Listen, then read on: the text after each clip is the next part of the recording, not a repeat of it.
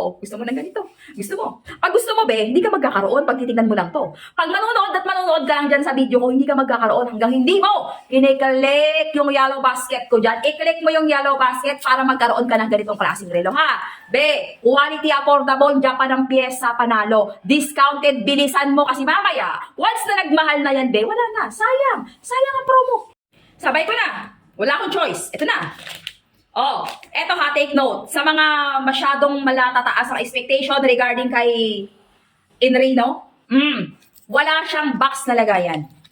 Pero, ilalaban ko ng pandiinan. Be, eto ha, take note for this. Wala siyang box na lagayan, pero ilalaban ko ng pandiinan. Baka mamaya wala pang sinabi yung may box mo. Sa relo na walang box ko. Ang performance, quality, qualification and durability ng product, be, pandiinan. Waterproof na waterproof. Tapos, dun tayo sa tapos.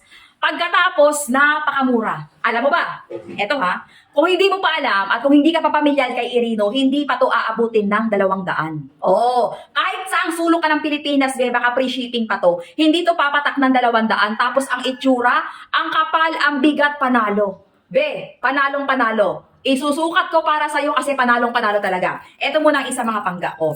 Tingnan nyo mabuti itong isa na to. Oh, guys, pambaba ito. Okay, may choices kayo. Sobrang against the light ba? Tingnan nyo mabuti. Ito yan pag suot-suot. Ganda, di ba? Oh, yung pang-lalaki. Actually, this one pang-lalaki. Pero nire-recommend ko to pag nilalive ko, unisex. Pwedeng pang-babae, pwedeng pang-lalaki. Tingnan mo naman. Oh, may black to at may, ito yung white niya. Ang ganda-ganda. Ang ganda-ganda, oh. Ang ganda-ganda, tapos ang bigat. Waterproof, pure stainless, non-faded, non-tarnish, hindi nangangalawang. Tapos, napakamura.